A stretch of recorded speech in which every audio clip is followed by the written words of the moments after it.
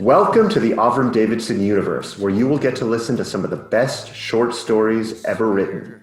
As a youth, Neil Gaiman fell in love with Avram's stories. Philip K. Dick adored him.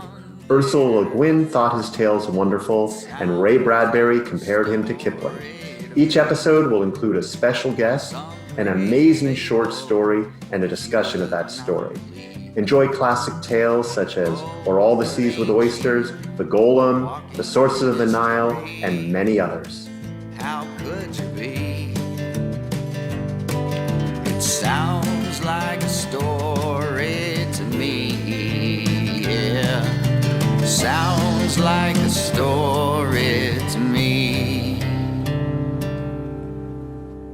Hi, everybody. Welcome to Season 2, Episode 1 of the Avram Davidson universe.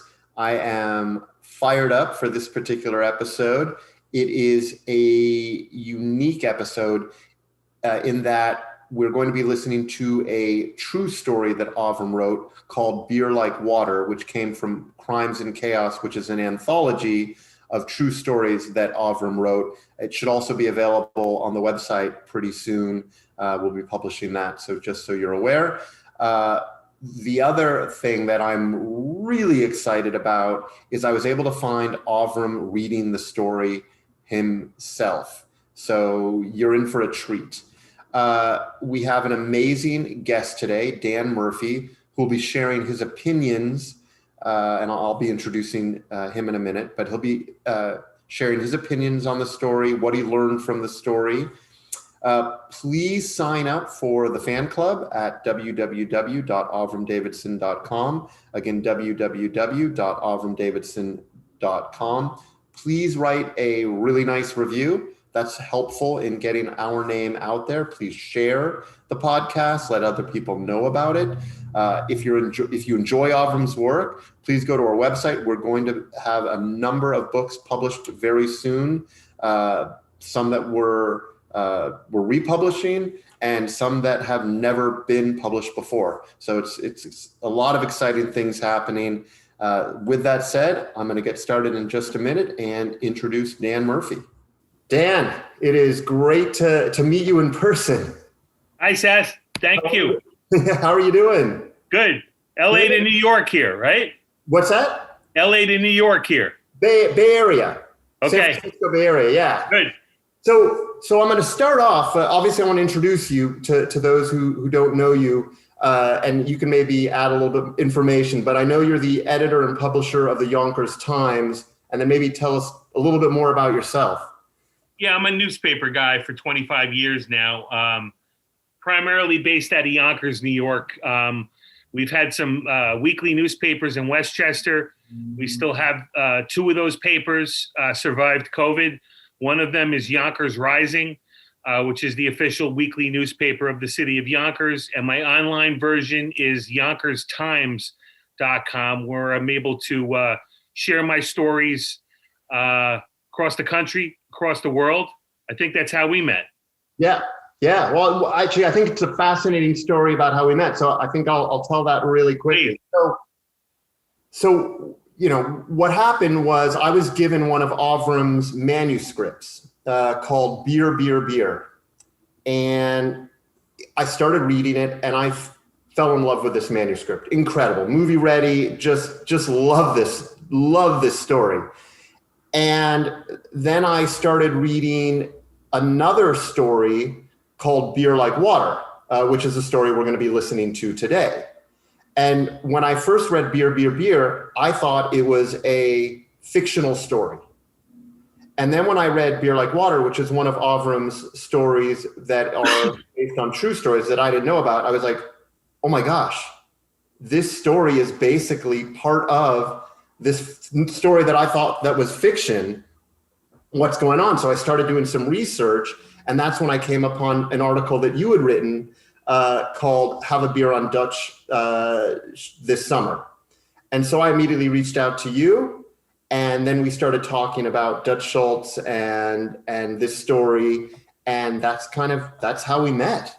Yes, it's wonderful. And I've been able to communicate with people. There is such an interest with this story with Dutch Schultz and what happened in Yonkers, how he was running bootlegging operations through the streets of the sewer pipes of Yonkers and getting his beer to flow away from the eyes of the of law enforcement.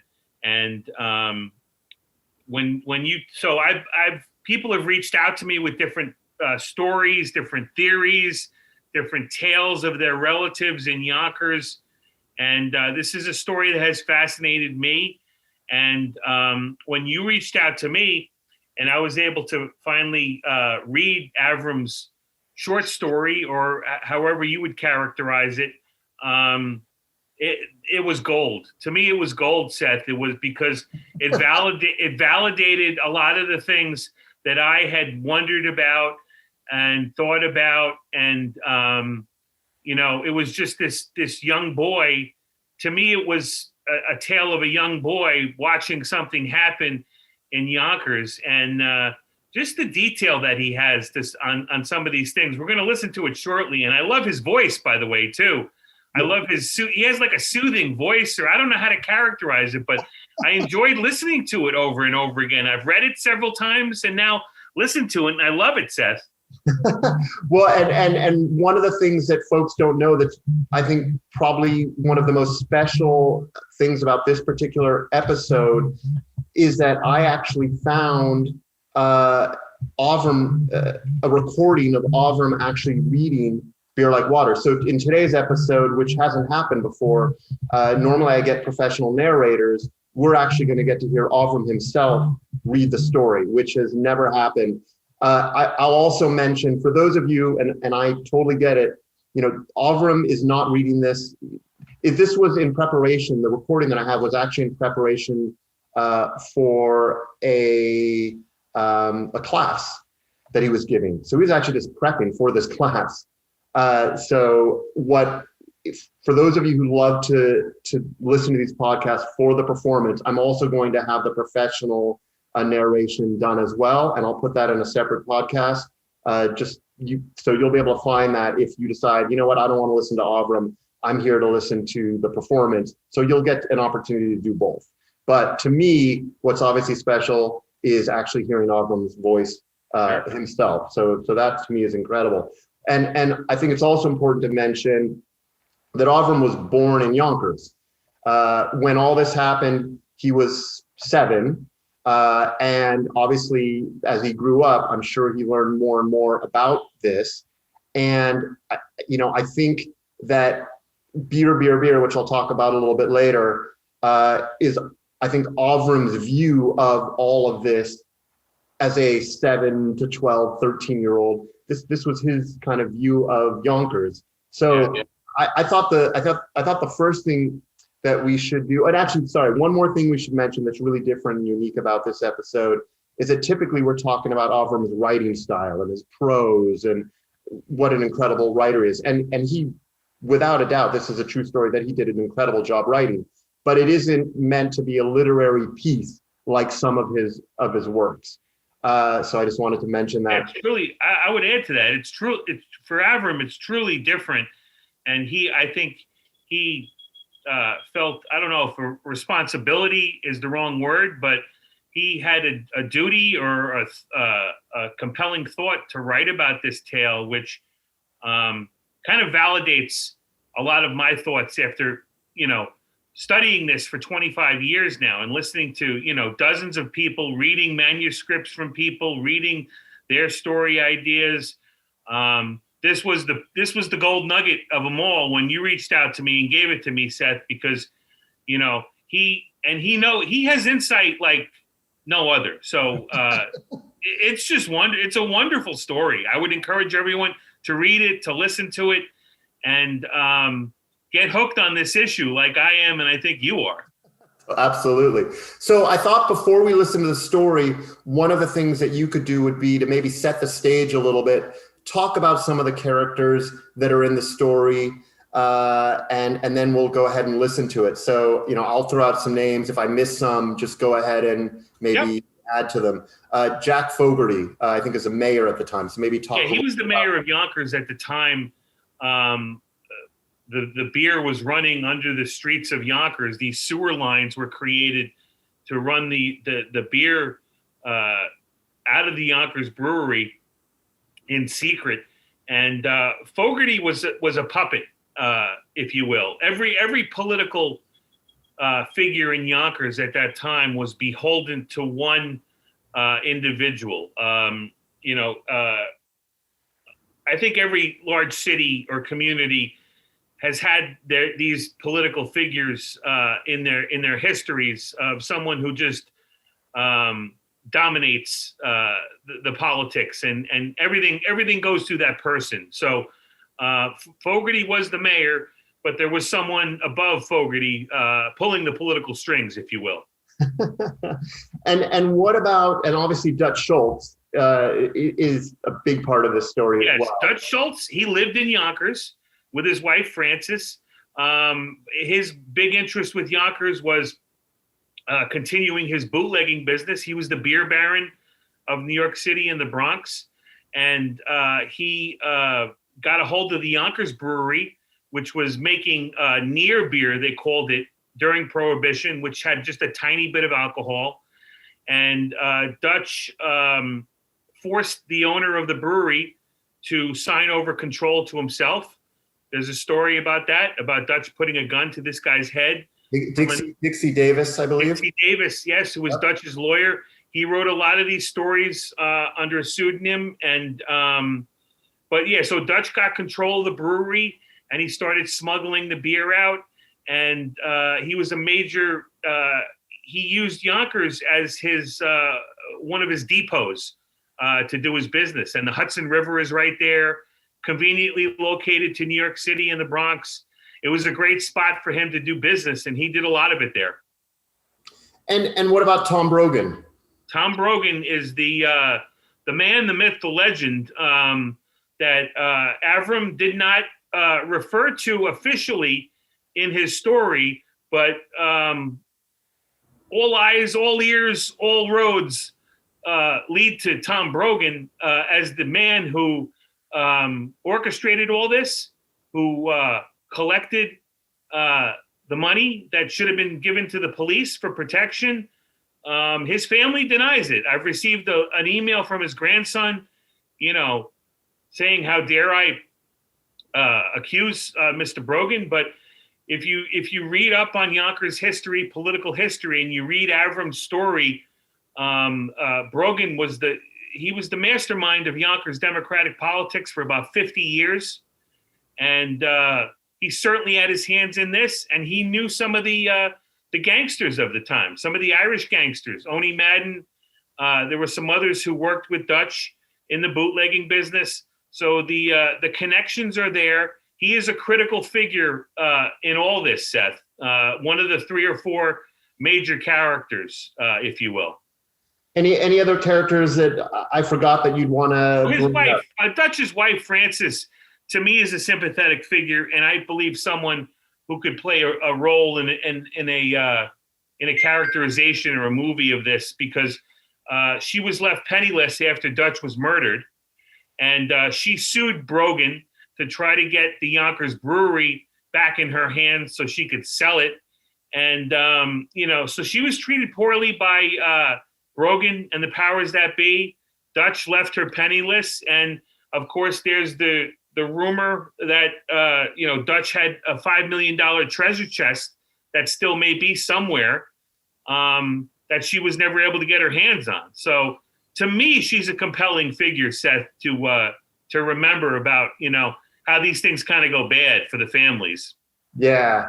There was a great, I don't know if it was great, but I enjoyed it. The PBS special, Searching for Dutch's Gold. Yes. I thought that was fascinating. They went kind of quickly. Yeah. Through the locations, but 2 of them are here in Yonkers. One of them is a hotel that burned to the ground. There was an elevator shaft that Dutch used to use to store his beer.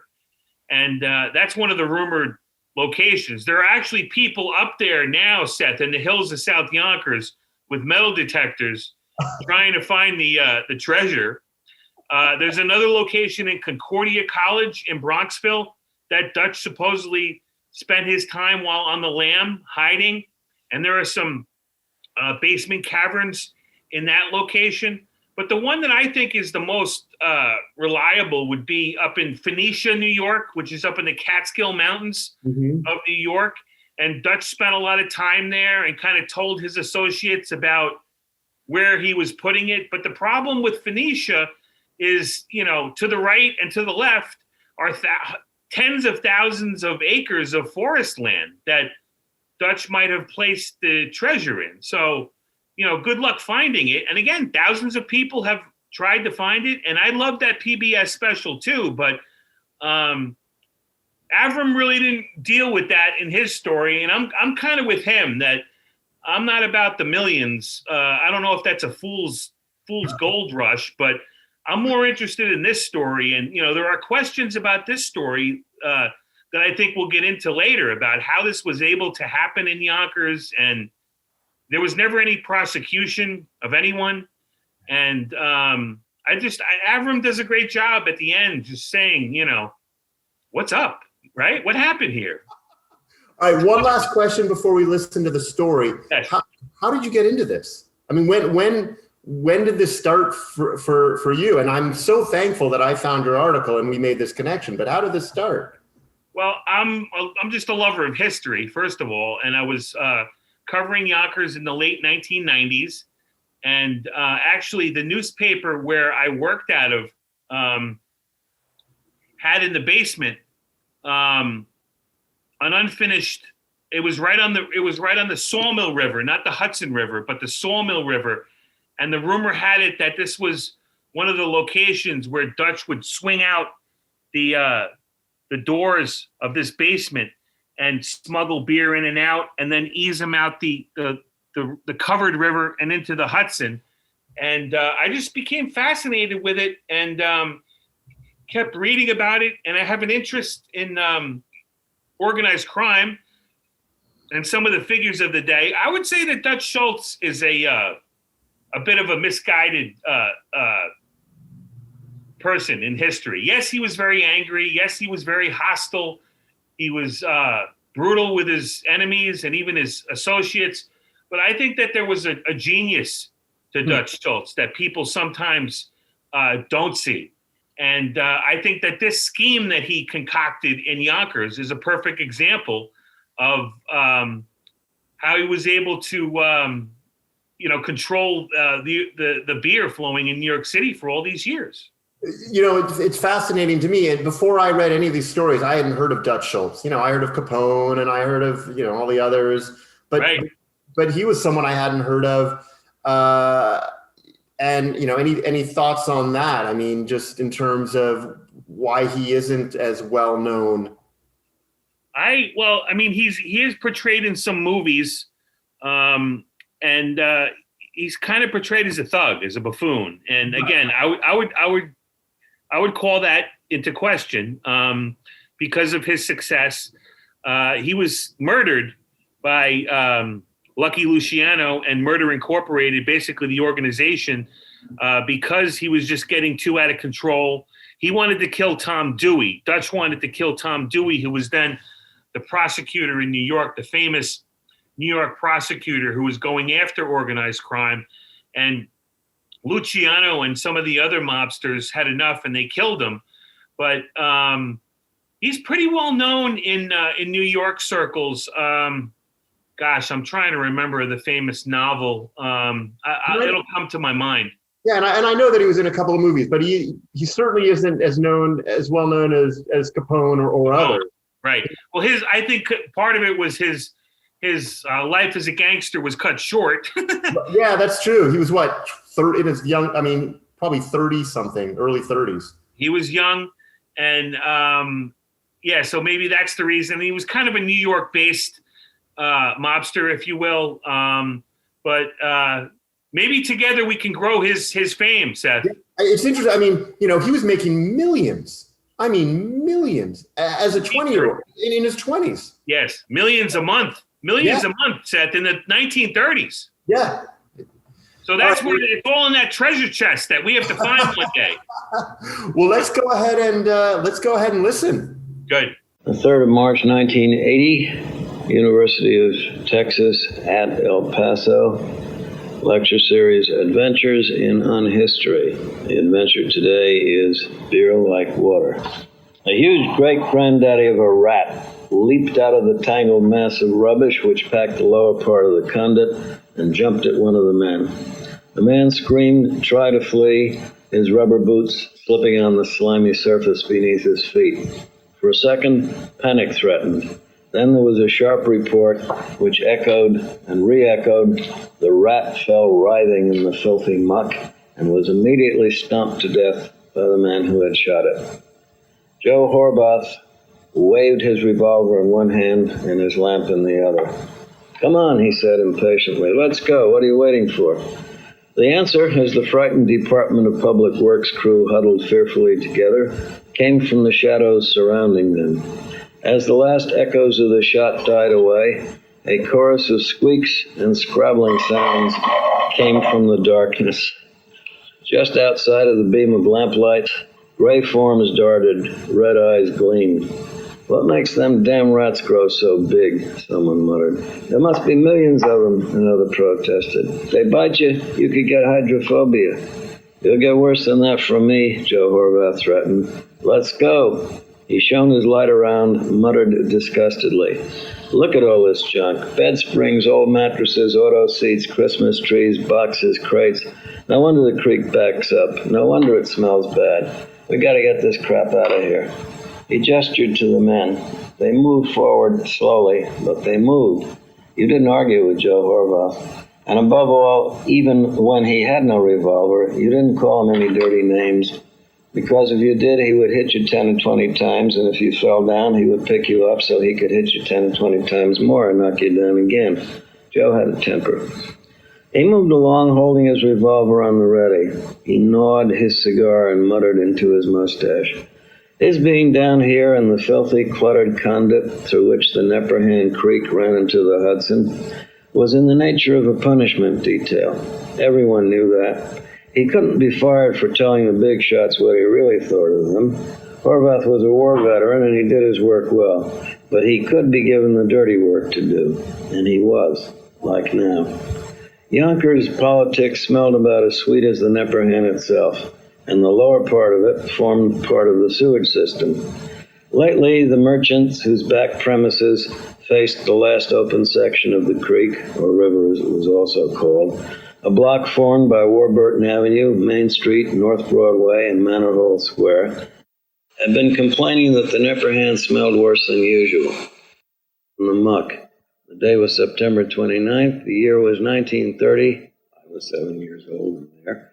And a man was lucky to have any job at all. There was a depression going on. The three main industries of Yonkers, the Otis Elevator Company, the Alexander Smith Carpet Factory, and the Spreckle Sugar Refinery, were all hard hit. Only the bootleggers were doing well. Repeal of Prohibition was still 3 years in the future, but not everyone had the good luck to work for a bootlegger. Joe Horvath's voice exploded in a shout of disgust. Who the hell threw this into the creek, and what the hell is it anyway? This looked like it was a pipe or hose of some kind.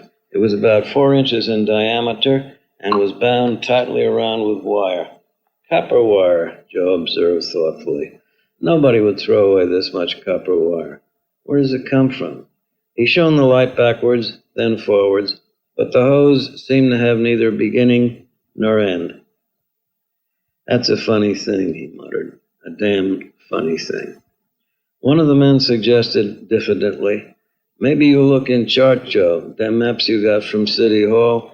Maybe it's supposed to be pipe here, huh? Joe shook his head. I know what's on the charts, he said, and there's no pipe supposed to be here, and no hose neither. I never saw a hose like this. All right. Abruptly, he made up his mind. Let's all grab a hold, and when I give the signal, we pull. The men laid aside their tools, wiped their hands, seized the funny-looking pipe, or hose, or whatever it was. All ready? Get set. Pull. The men gave a tremendous tug. The hose went taut. They jerked once more. Then it gave way. The men went tumbling and sliding backwards. Somewhere off in the darkness, he heard a splash, the sound of something gushing. We broke it for sure, someone said. Then he sniffed. A heavy, bittersweet smell met their noses, drowning out the stale odor of the convict. Joe lifted his head, took a deep breath, let it out. That can't be what I think it is, can it? He asked, incredulous. But one of the DPW men was less skeptical. He took a step forward, his boots squelching. Maybe it can't be, but it is. It's beer, he yelled. It's beer. For a long time, the city of Yonkers, New York, had wanted to cover over the whole of the Nepperhan where it ran through the central part of town. A trickle in dry weather, a torrent in wet. But they were stymied by a strip of land 16 feet long and 8 feet wide on either side of the creek, a block from the Getty Square area. It was known as no man's land because it wasn't carried on the tax rolls, and no one knew who owned it. Maybe it still belonged to the Indians. So the only answer to the smells and stenches which rose from the open part of the sewer was to send a crew of men to clean the stream out whenever it got too raunchy. Near an open manhole, another smaller DPW crew was standing by with a truck on which a sewer cleaning apparatus was fixed. They talked idly together while they waited on word from Joe Horvath to start dipping up the debris. But their talk didn't deal with the ownership of no man's land. There were two big topics of conversation: the Depression and repeal, meaning repeal of Prohibition. Governor Franklin D. Roosevelt had suggested opening all National Guard armories in New York State to house jobless, homeless men in the forthcoming winter. Both he and Tuttle, the Republican candidate for governor, favored repeal. So did Al Smith. Suddenly there was a burst of noise from the manhole. "What's the matter?" one of the DPW men asked. The noise grew nearer, louder. "Somebody get hurt?" his partner inquired. They gathered around the opening in the street. As they watched, a face appeared. It was excited and disheveled, but it was definitely not worried. "Beer!" the face yelled. "Beer! Beer! Beer!" Passers-by stopped, came over to watch what was going on. Why were all the men climbing up from the manhole? Why were they dancing and capering? True, it was a lovely, crisp, late September day, but "What are you giving me?" scoffed one of the men at the DPW truck. "What beer? Where beer?" A sudden thought occurred to him. "You mean they found some bottles or barrels of beer down there?" The sewer cleaners hauled away at something, a pipe or a hose, pulled it to the surface. A steady gush of some amber-colored liquid came from the loose end. One of them bent over and drank. Another one exclaimed happily, "No bottles, no barrels, just like it comes. Beer!" Someone protested that it was impossible, someone else that it was unsanitary. "What do you mean unsanitary?" The man who was drinking paused to protest. "Beer's got alcohol in it, ain't it? So the alcohol in the beer disinfects it." This bit of scientific information instantly convinced the skeptic. He looked for a cup or a glass and, finding none, stuffed his sandwiches in his pocket and filled the lower part of his lunchbox with the foaming brew. The knot of spectators swelled to a group, then to a crowd. The happy word was passed from person to person, from house to house. It was carried by men passing by in cars and by people who rushed to the telephone. Thoughtful children informed their parents.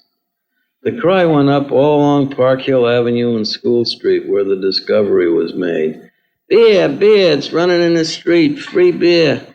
Through New Main Street into Getty Square, the heart of downtown Yonkers, up North Broadway, down South Broadway. "Beer, beer, beer. Come and get it, free beer." The citizens heard, they came, and they got it. They came with cups and glasses, bottles and buckets, jugs, jars, pots, pans, pails, basins, cans, tins, tankards, anything that would hold liquid. They were very, very happy. And then, just when the singing and dancing had about commenced, the steady flow began to slacken, died down to a trickle, stopped dead. A great groan of disappointment. The beer, to be sure, had had a faint taste of rubber to it. But after 11 years of prohibition, everyone was used to beer tasting strongly of much worse things than rubber. Anybody in Yonkers in 1930 who objected to a mild flavor of latex in his brew was liable to stand accused of being a communist, or, what was much worse, an Englishman. So no one complained about the beer's taste, only that there was no more of it. The crowd stood around waiting hopefully until, finally, the police arrived and began to move them on. Joe Horvath, meanwhile, had preceded his men out of the conduit and immediately notified his superior, Deputy Public Works Commissioner Kearns. And that, said an old-timer recently, discussing the case, that was where Kearns lost his head. That was where Kearns cut his own throat. Instead of hushing it up right away, Kearns told. One of the people Kearns told was the mayor. The mayor of Yonkers at that time was a Republican. The Democrats had lost out in the preceding election. The Honorable John J. Fogerty. As a former FBI man and former United States attorney as well, he was familiar with the ins and outs of prohibition law enforcement and non-enforcement. Fogerty listened as Kearns blurted out the story. He was young, capable, personable, intelligent, and handsome. Everyone loved Jack Fogerty and agreed that he was on the threshold of a great career. Unfortunately, he never got to cross the threshold. He suffered from a singular delusion. It was his Honor's profound conviction that if he only tried hard enough, he could drink up all the liquor in Westchester County all by himself. He died broke but game, still trying. If the thought of all that good beer running through the gutters of his fair city disturbed the mayor, he didn't say so. Instead, he asked Kearns, "Who else knows?" "Well," said the DPW official, "Iron Mike knows. I told him." Fogerty nodded at this mention of Police Chief E.J. Quirk's nickname. "Who else?" Kearns hesitated, then blurted out the truth. "Half the people in Yonkers by now, I guess. We'll have to notify the feds, won't we?" The mayor said, "I guess we will." He didn't sound at all happy. And so the city of Yonkers, later on it called itself the City of Gracious Living, in an expensive publicity campaign which fooled nobody, made headlines all over the nation. Yonkers is reached, assuming that anyone wants to reach it, by heading north through the West Bronx. At that time, it had a bit over 100,000 people and wasn't too sure if it was an industrial city or a residential suburb of New York. It still isn't sure. In the fall of 1930, despite Prohibition and despite Depression, many Yonkers merchants were doing a brisk trade in all the equipment needed for the do-it-yourself school of moonshining. Canned malt and canned hop syrups, bottles, cappers, crockery, grape juice, charred kegs, and copper devices which a little effort could convert into efficient stills. But the police weren't interested in wiping out the nefarious tools of home brew, nor was the Bureau of Prohibition. It was too universal, too hard to get convictions. Beer pipes leading through or under the city streets, however, were not at all usual, not one bit. The Yonkers Herald for September 30th, 1930, gave its headline to Governor Roosevelt's renomination by acclamation. New York City police, the paper said on page 1, were still looking for Justice Crater, who had vanished 2 months earlier. Theoretically, they're still looking. At least they haven't found him yet. And inside, on page 2, on the bottom, was a tiny paragraph entitled, "Police are probing sewer liquor hose." The Department of Justice men, led by a Captain O'Connell, arrived on the scene. Chief Quirk and his men were already there. Another squad of DPW men was sent underground with strict instructions not to sample the merchandise, but to trace the hose. It led to a garage at the junction of School and Harriet Streets. Harriet was a poor but respectable thoroughfare. School Street was merely poor, the subject of 1,000 dirty jokes. This time, however, the professional ladies looked out their windows with unworried interest at the forces of the law. A large crowd of people gathered to watch. The garage had a door of reinforced steel. It was locked. No one, apparently, was at home. "We'll soon have it open," one of the prohis said confidentially, lumbering up his acetylene torch and going to work. All he really had to do, of course, was to cut out the lock. but the crowd's presence appealed to his sense of the dramatic. While I watched admiringly, the federal agent proceeded to cut an opening large enough for a fat man in a silk hat to pass through. As the panel fell away, Captain O'Connell and Police Chief Quirk made their way inside, and at once reappeared, rather purple around the chops. "There's another damn door there with more steel plating," the chief said. "Bring that torch in and open it," Captain O'Connell ordered his man. The latter hung back bashfully.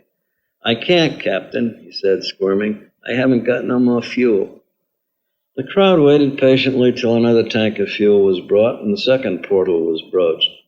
Then, moving as cautiously as if they expected to find the Hunk Papa Sioux Indians barricaded in the grease pits, the police and federal agents moved in with revolvers drawn. But the place was empty. Bottle caps were scattered on the floor. A genial odor of malt and hops permeated the garage. In one corner of the concrete floor, a trench was gouged out. It led to a hole. Someone idly kicked a bottle cap into the opening. There was a moment's wait, then a tiny splash. "What's your opinion of all this, Chief?" Captain O'Connell asked. A rumor, meanwhile, spread through the crowd outside that Judge Crater's body had been found inside. The popular consensus was that they would rather have beer. "I'll tell you what my opinion is," Iron Mike said portentously. "My opinion is that this place has been equipped and used as a beer bottling plant." Captain O'Connell nodded his head slowly at this sage deduction and said he didn't wonder but what the chief might well be right. "It's my fighter opinion," Quirk continued, "that the operator of this bottling plant became aware of the police surveillance and removed the equipment." Just how the equipment had been removed without the police surveillance being at all aware of it was not explained. "In that case," suggested the federal officer, "the Piper hose may have led here from a brewery." Iron Mike said he wouldn't be a bit surprised. After some more of the Sherlock Holmes bit, the two men decided it might be a good idea to trace the hose the other way and see where it led in the opposite direction. But as it was getting late, they decided to do this tomorrow. The Department of Justice men went back to New York City, and the local police returned to their headquarters on Wells Avenue. Some of the crowd, disappointed at the lack of action, went home. Some, guided by the peculiar psychology of crowds, stayed on to gape at the empty garage. And some, there being no television in those days, decided to play social calls at several School Street establishments, which were known always to welcome company. It was the best night the ladies had had since the bottom fell out of Wall Street the year before. The DPW men, meanwhile, had been hauling fathoms and fathoms of hose up out of the sewers. Kearns approached his superior, Commissioner William Cahoon. "What'll I do with the hose, Bill?" he inquired. Cahoon glared at him. "What the hell are you asking me for?" he growled. "You went to the mayor first, didn't you? Then ask the mayor what to do with the hose." And with a graphic but impractical suggestion of what else the unhappy Kearns might do with the hose, the annoyed commissioner stomped away. If Deputy Commissioner Kearns had the idea that his political career had met up with a check, he was absolutely right. The hose was cut into manageable lengths and stored in the police garage. At 4 o'clock in the morning, a man was found by the police fiddling with the cover of a manhole at the corner of New Main and Brooks Streets, a few blocks from the garage. He gave a New York City address and said that he was a truck driver's assistant and had come back to look for a missing package. "You expect to find it in the sewer?" the policeman asked him. "I come along and I see the now manhole cover is off," the man said. "So I put it back, see? Any now citizen would have done the same," he added virtuously. The man was questioned and released. The address he gave proved to be a false one. And in the morning, when the forces of the law turned up to trace the other part of the hose, surprise, surprise, it had disappeared. Police professed themselves utterly mystified. A lifelong resident of the city of gracious living, now a lawyer with the federal government, observed recently, to me, at that time the population of Yonkers was equally divided between bootleggers and those under 18 years of age.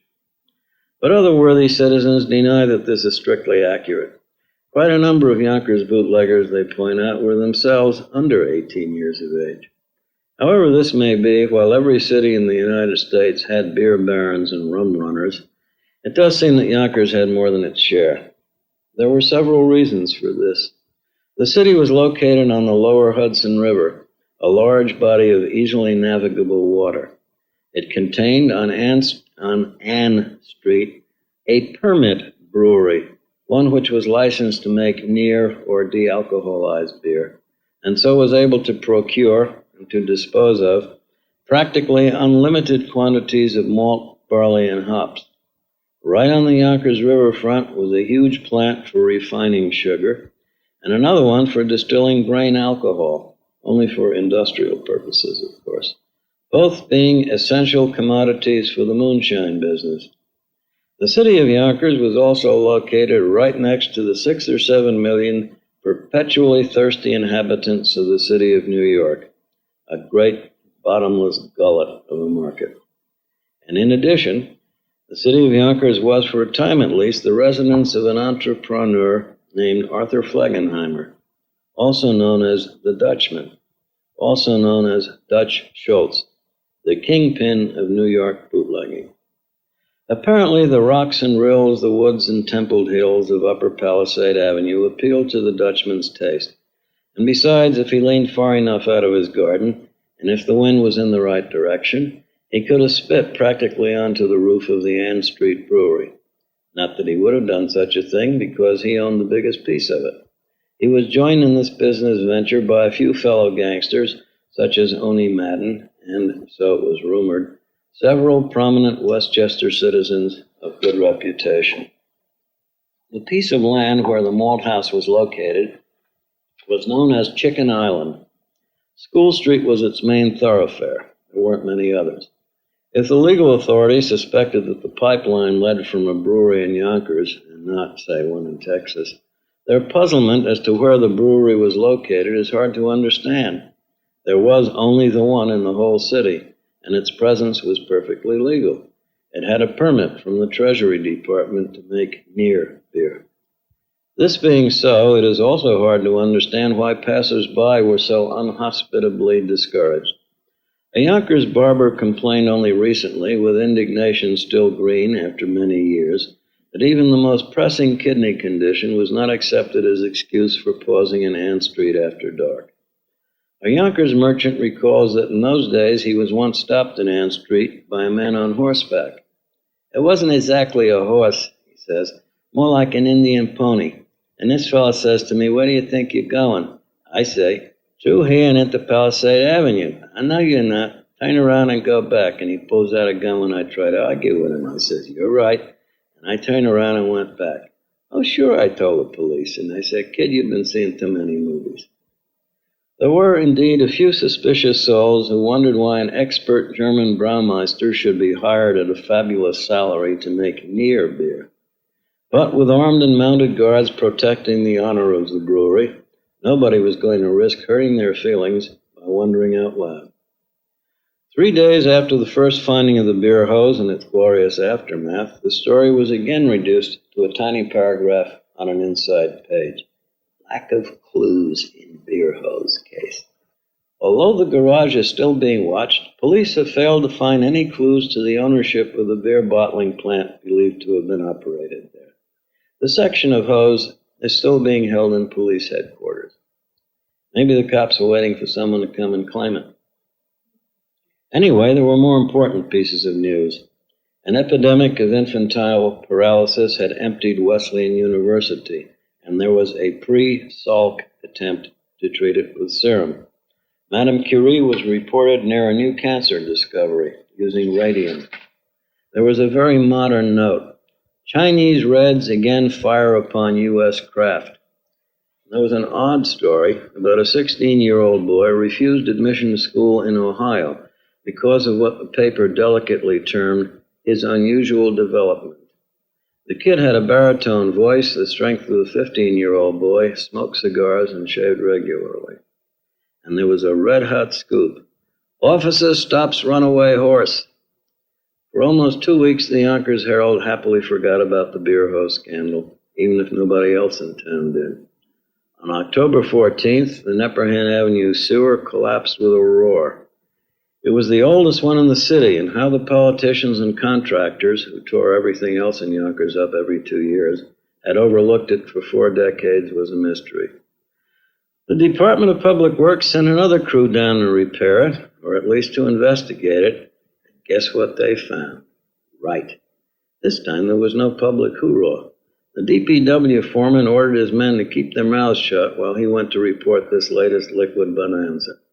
Not a one of them stuck his head above the surface, but their mouths did not remain altogether, or at least not entirely, shut. By the time they were ordered out, they were thoroughly sozzled. Even the rats were drunk. Sewer work had never been so popular. Down came Iron Mike Quirk, determined to plumb this mystery to the depths. Down came Captain O'Connell, well primed with enough fuel this time to cut his way into the sub-treasury building vaults. The hose was traced from Nepperhan Avenue and Elm Street, down Elm to Palisade Avenue, down Palisade to Engine Place, a low-rent neighborhood inhabited chiefly by citizens of Nigerian extraction, and through to John Street. It stopped just short of a John Street garage which bore a large "Vacancy for Rent" sign. But the peace officers, their suspicions unaccountably aroused, forced their way into the vacant building and found an elaborate bottling plant and enough beer to drown the whole police force. "If this keeps on," said O'Connell, "we're going to run out of garages. Where do you keep the cars in Yonkers anyway, Quirk?" "Arrest these men," directed the police chief, ignoring the witticism. There were 9 of the malefactors, and all of them, together with a sample of the beer, were removed to the federal court in New York City. The 9 men seemed oddly unworried, probably because they had been warned in enough time to run several hundred gallons of the Nepperhan Creek into the vets with the beer. Sure enough, the federal analysis reported that the liquor wasn't even strong enough to constitute near beer, and the men were released, presumably to go look for more garages. By this time, more than 6,000 feet, or maybe a mile, of hose had been pulled up from underneath the Yonkers streets, and neither the local police nor the Department of Justice agents had been able to figure out where in the hell it had been carrying beer from. "Probably comes from some now brewery," they kept repeating, and never once took a stroll toward the one on Ann Street, the only one in the city, which was several times the size of the Elephant House in the Bronx Zoo, with barbed wire on top of its walls and armed guards mounting pony patrol outside 24 hours a day. Finally, on October 16th, the federal grand jury swung into action. They issued subpoenas for the commissioner and deputy commissioner of public works, the chief of police, the captain of the 1st precinct, the fire chief, and the deputy fire chief. The implication about the last 2 was not that they had supplied fire hose to pump beer, but to find out if they'd noticed anything funny while making regular building inspections. But before any of the subpoenas were served, Mayor Jack Fogarty had swung into action. He ordered all city officials and employees to appear voluntarily before the grand jury if their presence should be desired. Assistant U.S. Attorney Watts said that he wasn't accusing anybody. "I don't even know if any Yonkers officials had even heard about the hose line before it was publicized. All I'd like to know," he said a trifle desperately, "is just how more than a mile of 4-inch hose could be run under Columbus Avenue, Elm Street, Palisade Avenue, and John Street without any knowledge on the part of city officials or employees." People in Yonkers thought that was a good question. They would still like to know. And finally, Watts pointed the figure no one else had dared to point. After more than 6,000 feet of hose, worth more than $25,000, he said, had been hauled from various manholes, it was realized that one of these manholes was only about 200 yards from the brewery of the State Cereal Company at Ann and Edward Streets.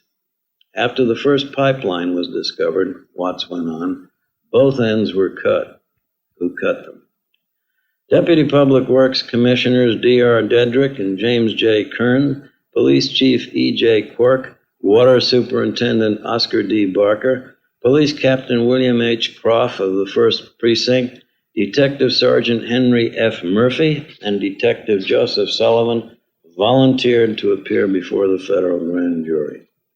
Iron Mike Quirk said that Kearns told him that all the sewers in which the hoses were laid were over 4 feet in diameter, so it would be possible for men to remove a single manhole cover and thread the hose for as great a distance as they wanted to. Suppose the policeman on beat was somewhere else on his post at the time. Detection would have been impossible.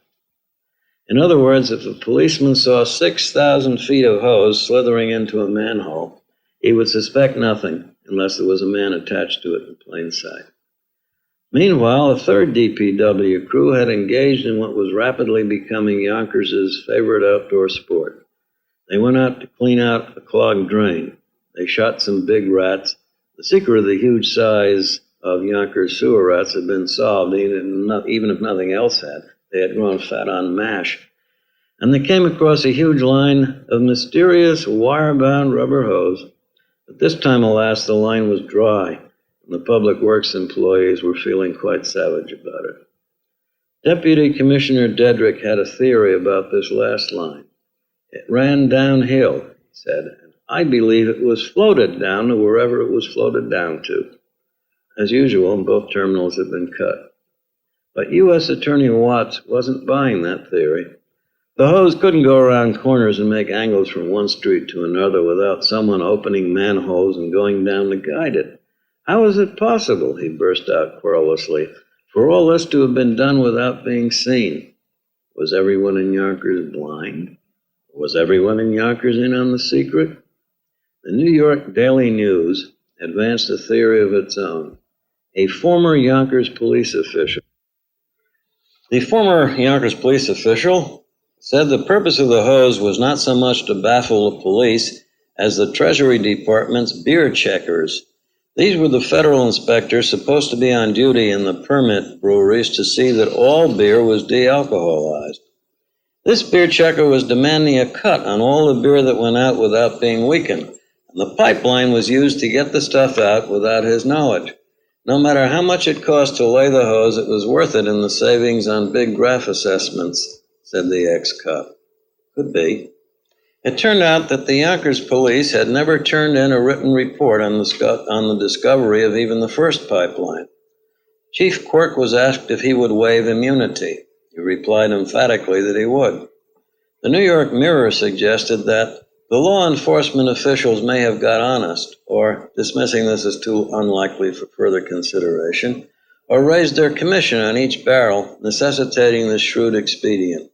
This is the sort of brain work that keeps us in beer. It deserves public applause. Dutch Schultz, of course, didn't feel like applauding, but although he would have shot down as many gangsters as got in his way, there was nothing he could do to rub out a federal grand jury. Meanwhile, who owned the garages that the pipelines had been traced to? The authorities, said the Yonkers Herald, are busily engaged in tracing the proprietors. The hose was examined by experts who said that it was especially heavy to prevent seepage from the sewers. There was talk that it would be analyzed to determine who had made it in hopes this would lead to the purchaser. Nothing ever came of this plan. Traffic, meanwhile, at the Ann Street Brewery slackened considerably. Closed moving vans, which had stopped in great numbers at the garage pumping stations, moved no more. As a result of the temporary drought, it was rumored that humanitarian bootleggers from Jersey would bring in relief convoys. George Sahlberg, police commissioner of Poughkeepsie, was told to watch the Mid-Hudson Bridge and head off these philanthropists. Nobody said anything about watching the Yonkers Ferry. Dutch Schultz flew into a mad rage and threatened to shoot his lawyer, Dixie Davis, the kid mouthpiece, who had been entrusted with paying off the protection money. Arthur, said Dixie, speaking very softly, that brewery was registered in the name of our front, but the front signed it over to me. I couldn't get any life insurance because I'm in the racket.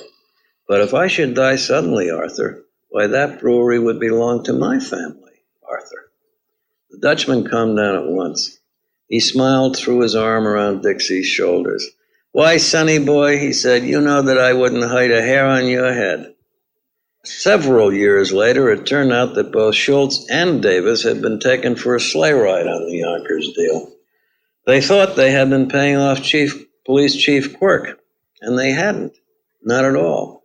They had been paying off a local politico who had passed himself off as Quirk to the two of them without Iron Mike's knowing anything about it. Iron Mike, it is said, was very much enraged when he found this out. The Yonkers Herald, meanwhile, still trying to pay as little attention to the sordid details of the beer pipe scandal, ran a piece on the history of the lute, L-U-T-E. They traced it to the Arabic al-ud and mentioned its connection with the medieval theorbo and cittern, the biblical psalter, and the modern zither. Professor Carleton of Syracuse, the candidate for governor of the Law Preservation, or DRY, party, spoke in Yonkers. Sewers, he said, were the right place for beer. End repeal talk, the prof urged. Stiffen the anti-liquor laws. No home can be happy and safe where the sting of the liquor serpent is felt and while the bootlegger is abroad in the land. On October 27th, however, the Herald had to forget about the zither and the lute because an all too well-founded rumor was abroad in the land that a fourth length of pipe had been found in a sewer under Nepperhan Avenue. This was soon after the grand jury had begun its look-see. The authorities were fed up to their earlobes with beer hose, and since this batch was found neatly coiled up under a garage near Warburton Avenue, they simply removed it without saying a word for publication. But word got out, of course. Public Works Commissioner Cahoon was summoned before the grand jury, but instead of asking him about underground hose, they asked if he knew anything about beer runners. That is, bootleggers who operated on the surface, but who didn't handle the hard stuff. The commissioner declared with great fervor that he had never heard of such a thing. So far as he knew, no one in the city of Yonkers drank anything stronger than Orange Crush or Moxie. And then the Nepperhan Avenue sewer collapsed again. By this time, Cahoon was afraid to go look. He didn't even like to use a rubber hose to water his lawn. The bootleggers should remove their own damn pipelines. Why the hell should the Department of Public Works do it for them? The next day, the Herald had 3 interesting bits of news on the same page, an inside page. Chiang Kai-shek was baptized. Louis Freitag was charged with hitting Alexander Schwartz on the head with a salami, which Schwartz, a delicatessen proprietor, had refused to skin. And the third bit was headed, Beer Hose Probe Off. Grand jury to defer local case to consider others. That, in effect, was that. The probe never really got underway again. It was pointed out that the work of laying the hoses may have been superintended by a hydraulic engineer, that it was bound with wire only at low points to withstand high pressures. The grand jury paid no attention. It was hinted that maybe it was not a hydraulic engineer after all, but someone in an allied profession. Someone in fairly high office in the city of gracious living. The grand jury said to go away and not bother it. 10 years later, the Herald, its identity now merged with its former competitor, the Statesman, summed the matter up like this. Authorities evidently decided they just couldn't put their fingers on the man or men who were responsible for the remarkably clever job of installing 6,000 feet of thick hose in a city sewer without anyone catching on. But a lot had happened in the intervening decade. For example, in 1932, Terry Brady blew the whistle on Dutch Schultz. Terry operated a small weekly of the personal journalism variety, running fierce front-page editorials denouncing everyone and everything, animal, vegetable, or mineral, which he signed Captain Terrence A. Brady. A veteran of the AEF, he was the only ex-serviceman in Yonkers who continued to use his old title, except for Admiral Harrington, who had been a midshipman in the Civil War. In April 1932, the captain decided that he didn't like Dutch Schultz. Every hood on the East Coast was scared witless of the Dutchman, but this didn't faze Terry Brady. He came out with an extra exposing Schultz's connection with the Chicken Island Brewery and demanding to know why the authorities didn't do something about it. The Dutchman heard about it, and as fast as the bundles of Yonkers records were dumped off at the newsstands, a black Cadillac full of goons picked them up, paid the dealers $1 for each copy, and zoomed off with the next drop. As soon as they had gone away, the captain happily ran off an extra and rushed it to the stands. The authorities didn't do a damn thing. It was hinted that Schultz's difficulties with Brady were due to his having grown tired of paying blackmail. But the captain said that this was a vile canard spread by his political enemies, of which heaven knows he had more than enough to satisfy 100 other men.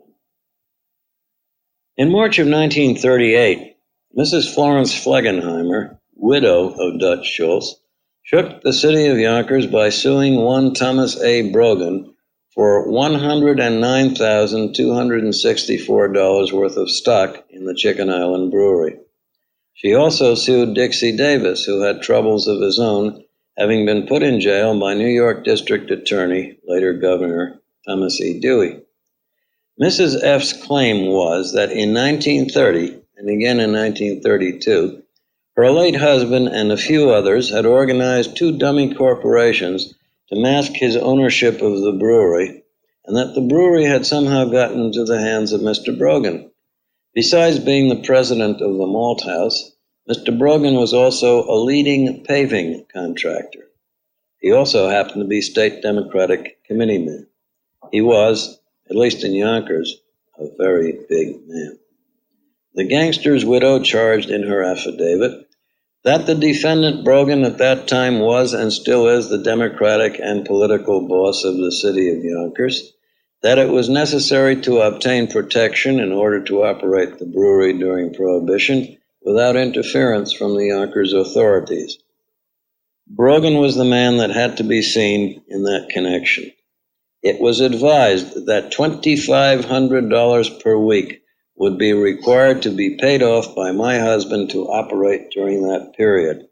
My husband paid over to Brogan personally $2,500 each and every week for protection. And it is needless to say that neither the brewery, its operations, output, and trucks were interfered with nor interrupted by the Yonkers authorities. Mr. Brogan called the lady's charges scurrilous. He said he was not the political boss of Yonkers either. He denied that he ever received any money or monies for protection or otherwise.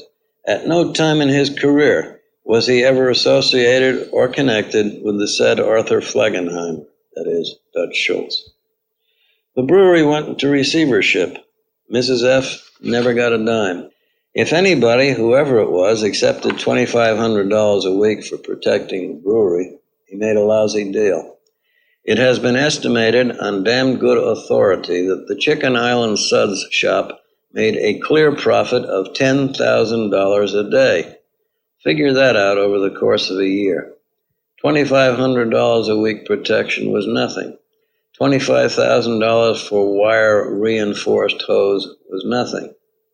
And after repeal and her husband's murder, that's what the Dutchman's widow had left. Nothing. She learned stenography and got a job in an office to support herself and her children. So then, what is the answer, after all, to the big question? How did the hose get into the sewers without anyone noticing? The answer is that plenty of people noticed, but they didn't pay any attention. The hose layers used a truck painted to look exactly like that used by the local phone company. Those who bothered to watch as they passed by simply took it for granted that insulated phone cables were being laid underground. The politician who found the biggest lot of hose pipe and did not report it to the FBI was never even questioned by the FBI and was never even questioned by the grand jury. How do I know? He told me so himself. What happened to all the figures in the great beer pipe scandal? Dutch Schultz was shot down by some disgruntled business rivals while on a trip to Newark. Although police stenographers took down all his dying words, no one was ever able to figure out what the weird recital meant.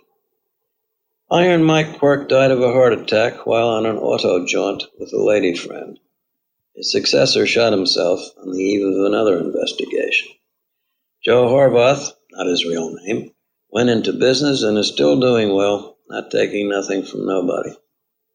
The Dutchman's kid mouthpiece, Dixie Davis, got out of jail, married the sweetheart with whom the kindly police had allowed frequent hotel rendezvous.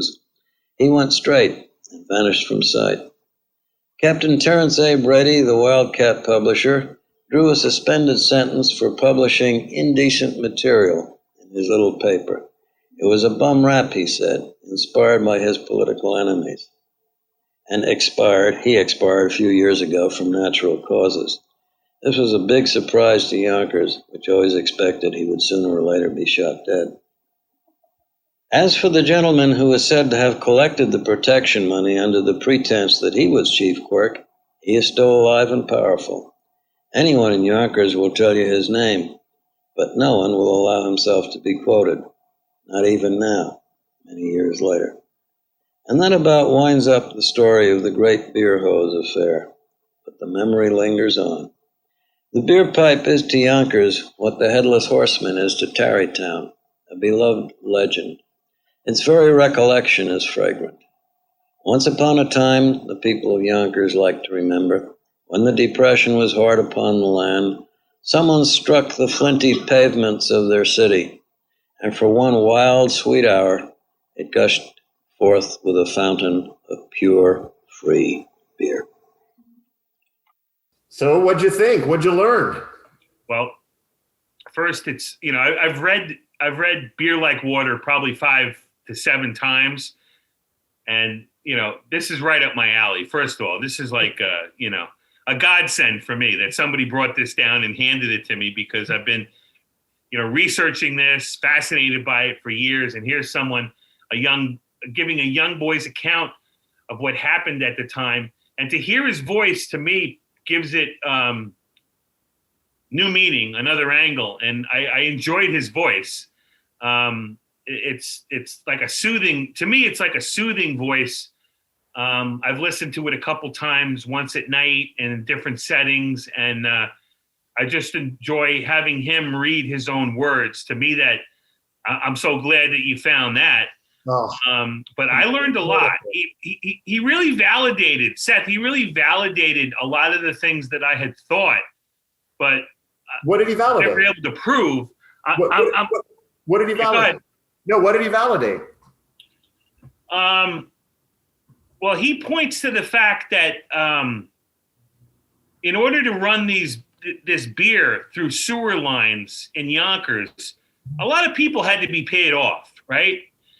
I mean, you got to get the sewer lines in, right? Somebody from DPW has to be involved. Somebody from the Yonkers police has to be involved. And you would think that a kingpin in Yonkers has to be involved to orchestrate all this. And to me, again, that's Tom Brogan. I'll say it now. Avram didn't say it, though. I find it interesting. And I think one of the reasons why is because Brogan was still such a powerful figure. I think when Avram wrote this, that there was either a reluctance or he had the lack of proof, like I did, to point to Brogan. But if you read the story, especially the end of it, I think Dutch and his gang was paying someone, was it $2,000 a week? Or what? It was an enormous sum, right? It was an enormous sum, but when you did the math, it was nothing, basically. I think my understanding is they were paying someone who they thought, they thought it was Quirk, but it ended up not being Quirk. It was someone else, but that's a different topic. See, that's the thing. That's another thing that I learned that Avram told me, was that this money was meant for the police, as protection from the police, not to turn in the bootleggers. And it never got to the police, right? It ended up. And he kind of stated that they were ticked off about it. Now, were they ticked off because they didn't know about it, or were they ticked off because they weren't getting the money, or both? I think both. And there's only one person. I'm sorry, there's only one person in Yonkers at this time who would have the chutzpah to pocket the money, and who had the ability, to collect the money and pocket the money. And again, that person is Tom Brogan. So, I mean, that's my takeaway. He has a little bit on Francis. There's a dinner that's held at Dutch's house, and Francis presides over the dinner. Not a lot about that. just one interesting Yonkers tidbit, right? And he starts off with this, with the rats in Yonkers, right? He starts off his writing and his verbal discussion about that.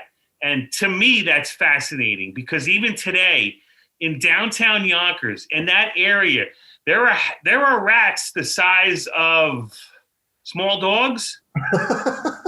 And his characterization of that just put me right in the Yonkers mood and showed to me that he was dialed into Yonkers. So I have so many wonderful thoughts about it, Seth. I'm just, and to hear him read it, just it makes it so much more vivid in my mind. Yeah, I mean, from my perspective, obviously it's an amazing story. It was incredible to get to hear Avram's voice because I hadn't heard his voice since 1993. So that was just an incredible shock. And I hope those that knew Avram, there are some who have passed, but there's still some who are alive. He'll be 102 years. He would have been 102 years. It's an opportunity for them to actually hear his voice again. So it's pretty incredible. Anything else that you'd want to add, before we kind of wind down? Well, I'll throw in a name, the former FBI director, James Comey. He came from Yonkers, and his grandfather was a higher up in the Yonkers Police Department. I think it was Joe Comey or John Comey, and he became deputy commissioner in the late 1940s. And Jim Comey did an interview with an Irish newspaper recently in which he said that his grandfather was the one who uncovered the beer flowing through Yonkers and kind of heroically ratted everyone out because there was a lot of people involved in it. And there's a dispute over that.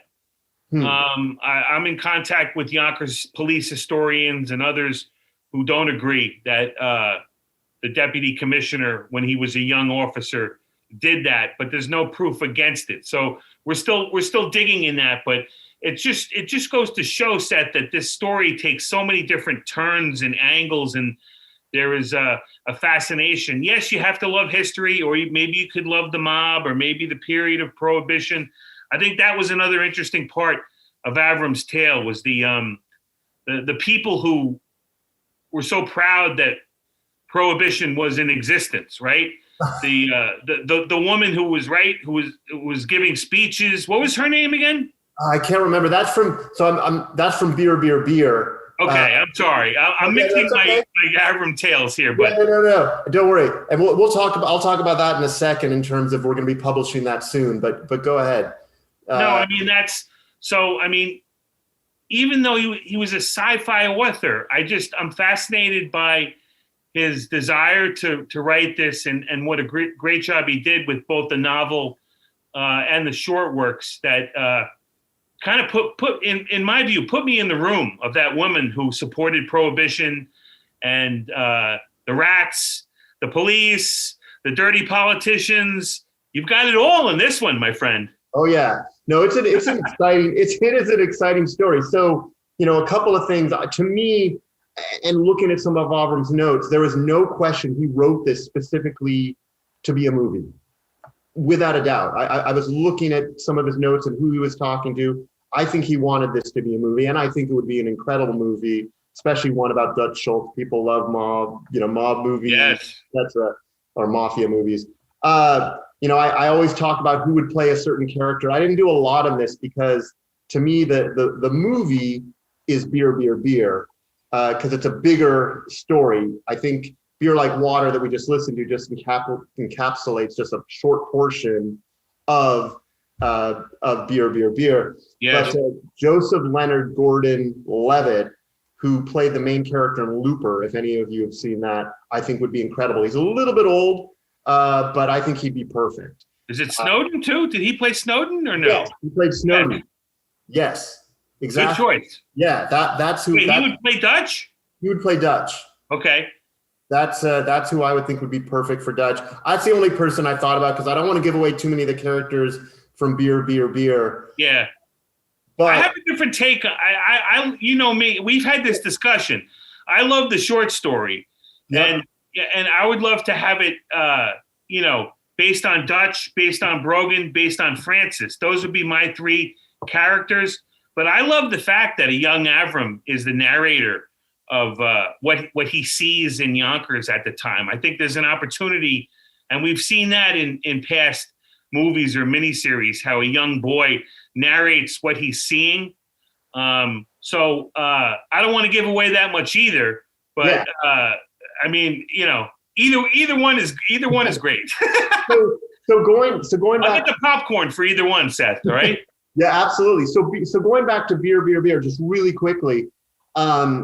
What I want folks who are fans of Avram to understand is Avram set beer in an imaginary town called Yonkers, which is clearly Yonkers in the same way, again, for Avram fans, that British Hidalgo is Belize or British Honduras.